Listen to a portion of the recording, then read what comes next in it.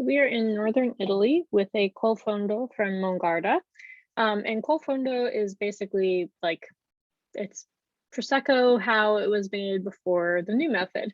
So I won't get too far into this. We have a blog about it if you really want to know more. But I think one of them, Wine Folly or someone, called it like the funky Prosecco, which I think is the perfect explanation. Basically, second fermentation happens in bottle with all the lees, so it's always a little bit cloudy, and it's just made more naturally than the way Prosecco is. Well, today's Prosecco. So if you want to learn more, feel free to go check it out there. But I love the idea of having some bubbles for the spring, celebrate the start. And I think this is just like a really great example of what Col Fondo can be.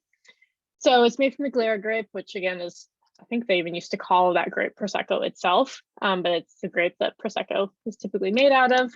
And yeah, so they make it up in Veneto. They basically let the wine ferment once, add a little bit of the wine in, do a secondary fermentation in the bottle, throw the cap top on it.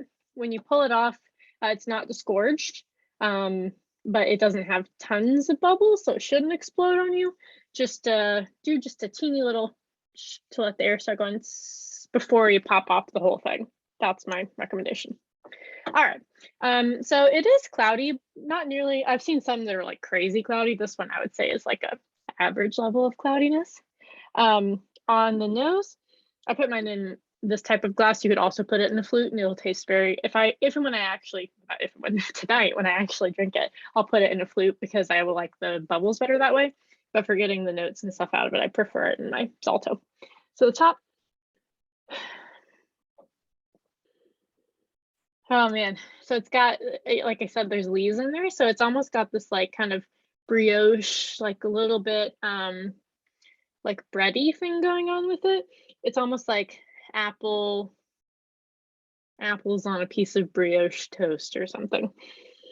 And the bottom, there's less of that. It's more like stone fruit, like peaches and apricots, a little bit underripe, and then maybe like more like pears than apples. Maybe like yellow apples and then like pears, but nothing kind of like on the sour side or anything like that. Let's try it.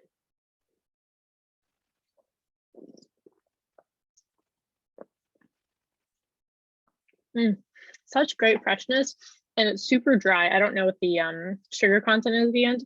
I'm assuming it's basically all the way to, it can never really be officially zero, but very close to zero, because it's got this lovely kind of like grip at the end. It's like, oop, no sugar left in here for you.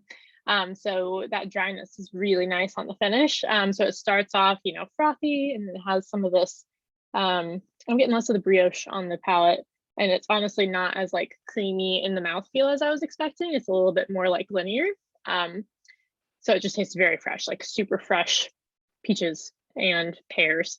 And then yeah, it just kind of has this like very dry finish. So this is like a perfect aperitif wine, like by itself, just fresh drinking, or whatever type of, you know, if you're in Italy and you're doing aperitivo, you wouldn't have it by yourself. By itself, you would have it with, or by yourself probably. You'd have it with, you know, all the little bruschettas and things that they put out for you. So any of that type of stuff would be great.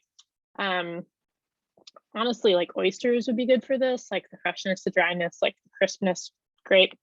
Sushi, poke bowls, light stuff, all would be wonderful. So enjoy.